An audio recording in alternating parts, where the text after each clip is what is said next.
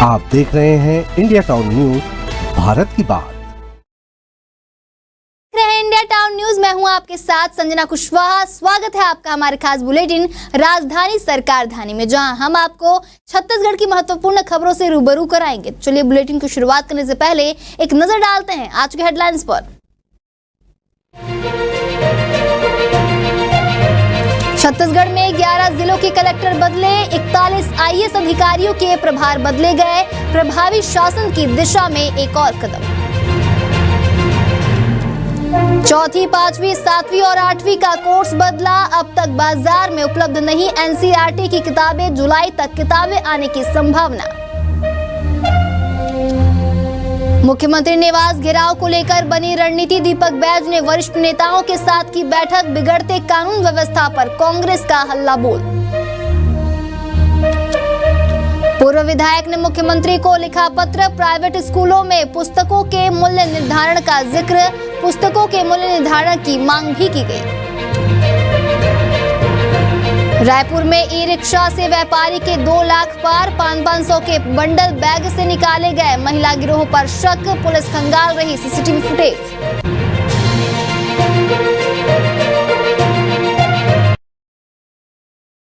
चलिए बढ़ते हैं खबरों की ओर।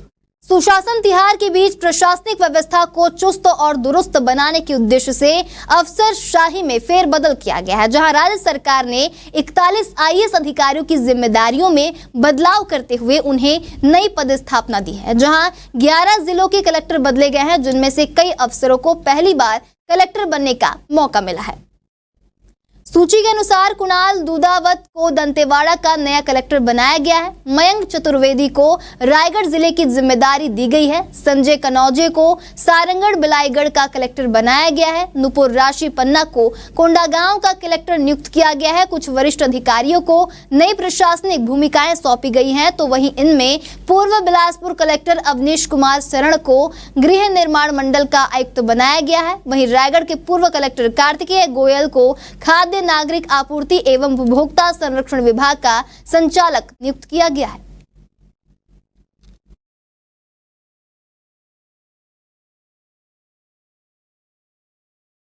बढ़ते हैं अगली खबर की ओर, जहां राष्ट्रीय शैक्षिक अनुसंधान और प्रशिक्षण परिषद ने इस साल कक्षा चौथी, पांचवी, सातवीं और आठवीं के पाठ्यक्रमों में बदलाव किया। इस कारण अभी तक इनकी किताबें बाजार में नहीं आई हैं। इधर एनसीईआरटी का ब्रिज कोर्स भी तैयार किया है, जो छात्रों को अगली कक्षा में जाने से पहले नई शिक्षा नीति और नई पाठ्यक्रम के अनुसार है। यह पाठ्यक्रम मुख्य रूप से कक्षा 5वीं, 6वीं, 7वीं और 8वीं के लिए तैयार किया गया है। 1 अप्रैल से स्कूल शुरू किए जा चुके हैं और अभिभावकों पर दबाव बनाया जा रहा है कि वे बच्चों के पुस्तकें लेकर भेजें। इस कारण अभिभावक भी परेशान है, जबकि स्कूल शिक्षा विभाग ने जिला शिक्षा अधिकारियों को निर्देश दिए हैं कि सीबीएसई से संबंध स्कूलों में एनसीईआरटी की पाठ्य पुस्तकों का उपयोग सुनिश्चित कराया जाए।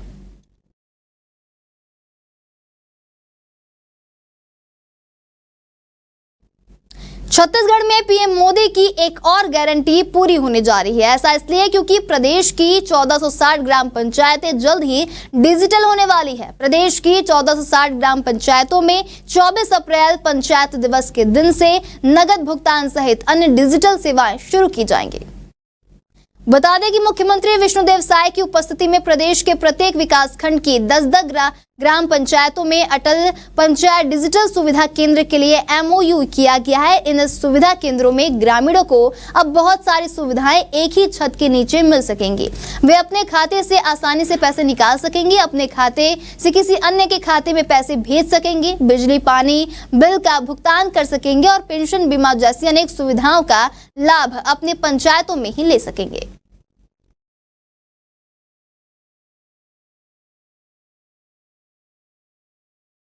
सीबीआई ने छत्तीसगढ़ में नागरिक पूर्ति निगम कथित घोटाले की जांच और मुकदमे को प्रभावित करने के लिए पदों के दुरुपयोग को लेकर भारतीय प्रशासनिक सेवा के 2 सेवानिवृत्त अधिकारियों और पूर्व महाधिवक्ता के खिलाफ दर्ज मामले की जांच का जिम्मा संभाल लिया है।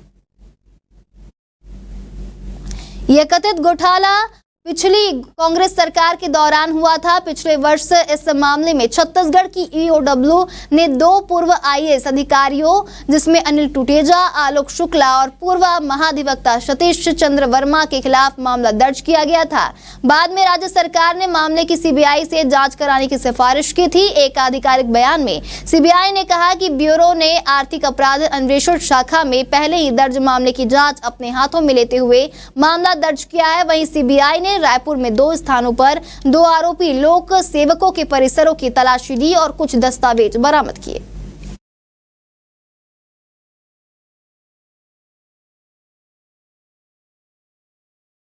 छत्तीसगढ़ में लचर कानून व्यवस्था को लेकर 21 अप्रैल को कांग्रेस मुख्यमंत्री निवास का घेराव करेगी। इससे पहले प्रदेश कांग्रेस अध्यक्ष दीपक बैज ने राजीव भवन में वरिष्ठ नेताओं, ब्लॉक अध्यक्ष और रायपुर के कांग्रेस नेताओं की साथ में बैठक ली।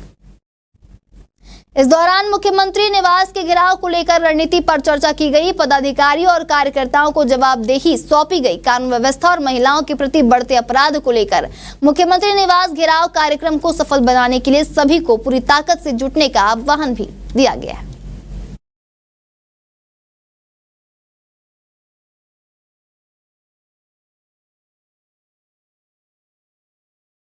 वक्त हो चुका है एक छोटे से ब्रेक का। जुड़े रहिए इंडिया टाउन न्यूज के साथ। अब खबर आपकी उंगलियों पर, हर खबर पर हमारा नजरिया। इंडिया टाउन न्यूज, भारत की बात। ब्रेक के बाद स्वागत है आपका इंडिया टाउन न्यूज में। चले बढ़ते हैं खबरों की ओर। छत्तीसगढ़ में प्राइवेट स्कूलों में पुस्तकें खरीदने में हो रहे अतिरिक्त खर्च को लेकर पूर्व विधायक विकास उपाध्याय ने मुख्यमंत्री विष्णुदेव साय को पत्र लिखा है, जहां उपाध्याय ने राज्य के मध्यम और निम्न वर्गीय परिवारों की आर्थिक स्थिति का हवाला देते हुए निजी स्कूलों में कक्षा 1 से 8वीं तक की पुस्तकों के मूल्य निर्धारण की मांग की है। विकास उपाध्याय ने अपने पत्र में लिखा कि जिस प्रकार हाल ही में मध्य प्रदेश के भिंड जिले के कलेक्टर द्वारा निजी विद्यालयों में कक्षा 1 से कक्षा 8वीं तक की पुस्तकों के मूल्य निर्धारण के लिए आदेश जारी किया गया है, ठीक उसी आदेश के मुताबिक उन्होंने छत्तीसगढ़ में भी निजी स्कूलों की पुस्तकों के मूल्य निर्धारण करने के लिए राज्य के मुखिया से निवेदन किया है।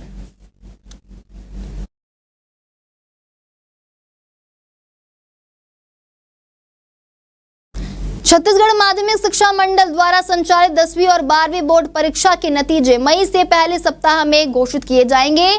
उत्तर पुस्तिकाओं का मूल्यांकन पूरा हो चुका है। वह 10वीं और 12वीं की उत्तर पुस्तिकाओं का मूल्यांकन प्रदेश के 36 केंद्रों में किया गया है।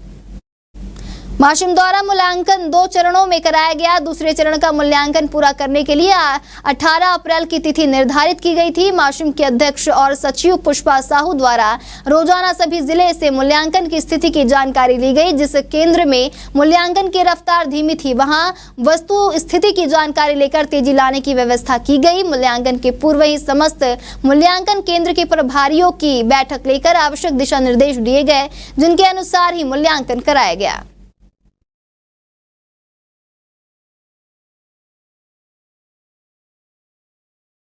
रायपुर में एक ई रिक्शा से व्यापारी के 2 लाख रुपए चोरी हो गए। बता दें, व्यापारी सामान खरीदी के लिए रायपुर आया था। इस दौरान शेयरिंग ई रिक्शा में कई अन्य लोग सवार थे। इन सवारी में से ही किसी ने व्यापारी के बैग से पैसे निकाल लिए। व्यापारी रेलवे स्टेशन से रिक्शा लेकर एमजी रोड पहुंचा, जहां इस दौरान मंजू ममता होटल के सामने रिक्शा से उतरकर होलसेल दुकान के भीतर गया। वहां पहुंचकर जब उसने बैग को देखा तो उसमें 500 रुपए के 4 बंडल गायब थे। फिलहाल इस मामले में मौदहा पारा पुलिस जांच में जुटी हुई है।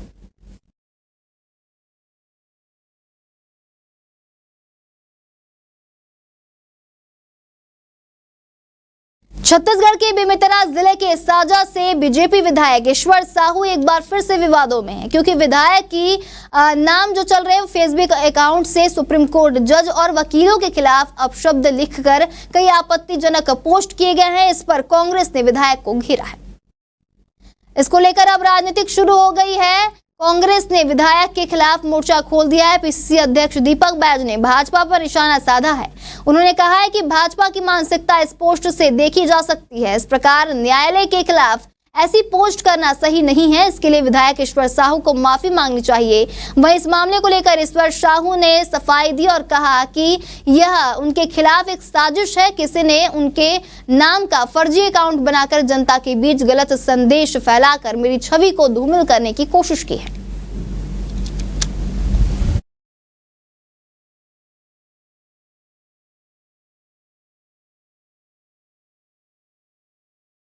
हमारे खास बुलेटिन राजधानी सरकार धानी में फिलहाल इतना ही। तमाम खबरों के लिए बने रहिए इंडिया टाउन न्यूज के साथ। नमस्कार। आप देख रहे हैं इंडिया टाउन न्यूज, भारत की बात।